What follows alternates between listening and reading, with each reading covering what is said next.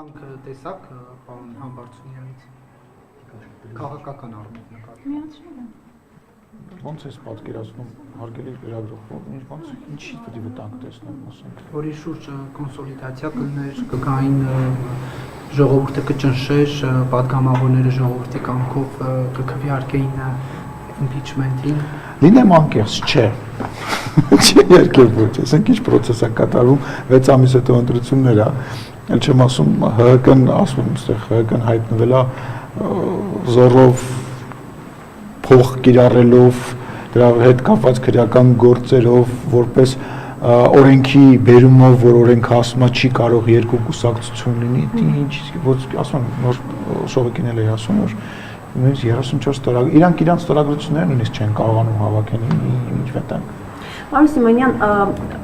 պատարագը, որ լինելու է առաջիկա կիրակի օրը եւ որին վարչապետը արդեն հայտարարել է մասնակցելու է իշխանությունը, այսինքն քաղաքացիական պայմանագրի մյուս պաշտոնյաները, դու պատրաստվում եք ներկա լինել։ Ես արդեն ասել եմ, որ ես չեմ մասնակցել, այդպես պլաններ չունեմ, վարչապետը հայտարարել է, որ մասնակցելու է, միշտ չի չէ, որտեղ վարչապետը գնում է, ես եմ գնում։ Սա նշանակում է Փաշինյանին չաջակցել ձեր չգնալը։ Չէ, իհարկե չի նշանակում, բայց ինչի պետք է մենք իրար չենք համաձայնեցնում, որ եկեղեցի է գնում ինչ անում, չէ, սա քաղաքական մի տարեք քաղաքական դաշտ, ոչ մի աջակցելու եւ չաջակցելու բան չկա, դա ամեն մարդու իր ընտրության, իր որոշման բան է, ինչ կա տեղ աջակցելու, չաջակցելու։ Հիմա ես չեմ ուզում դուք այդ դրա շուրջ ինչ որ տենց մեծ բան ստեղծել։ Մարդը որոշել է, որ մարդ կա, որը որ պատարագ է անում, որոշել է գնա մասնակցի այդ պատարագին։ Դա չի նշանակում, որ դա չի դրա հետաքրքիր տենց լավ խոսույթ է, չէ՞, ձևավորվել դրա հետ կապված, ոնց որ կարամ վերջացնեմ, որ կարգալույցը չի կարող ինչ-որ մեկին կարգալույց անել, եւ ել չեմ ասում, հարգելիներս, ով որտեղ իր հավատքը ոնց է արտահայտվում, դա ոչ մեկին չի վերաբերվում, դա ոչ մեկին չի վերաբերվում, հավատքը, քրիստոնեությունը որևիցե մեկի մենաշնորհը չէ, ինչպես եկեղեցին որևիցե մի քաղաքացու եւ իր եղբոր եւ իր շրջապատող մարդկանց մենաշնորհը չի, ժողովուրդ, եկեք դուրս եկեք այդ բանից, հերիքա նույնականացնեք։ Ես ազգային ժողովի նախագահն եմ, բայց դա չի նշանակում, որ ես ազգային ժողովի ամեն մի կառույց լսեք, ես ուրախ եմ, իրա կանոնակարգ ունի։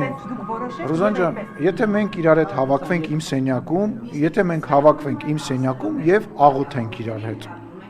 ինչ խնդիր կա։ Բա ինչի մասին է խոսքը։ Եկեղեցու կանոնակարգ գոյություններ,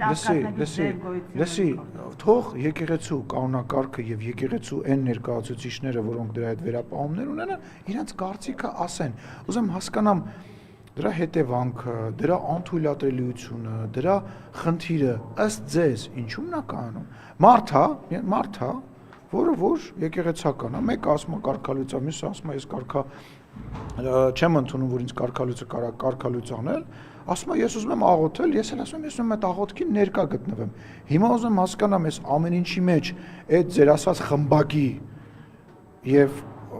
ինչ որ կանոնների պայքարը որ է, ես որտեղ կուզեմ, ում հետ կուզեմ կաղոթեմ։ Իմ եւ Աստծու միջև խոսակցության մեջ պարտադիր չի ինչ որ մեկը լինի, վեղար հագնի, բիզնեսներ ունենա, տարբեր տեղեր կապեր ունենա եւ իրան բիզնեսմենի մեջ պայել չեմ ասում մնացած անձնական բաները։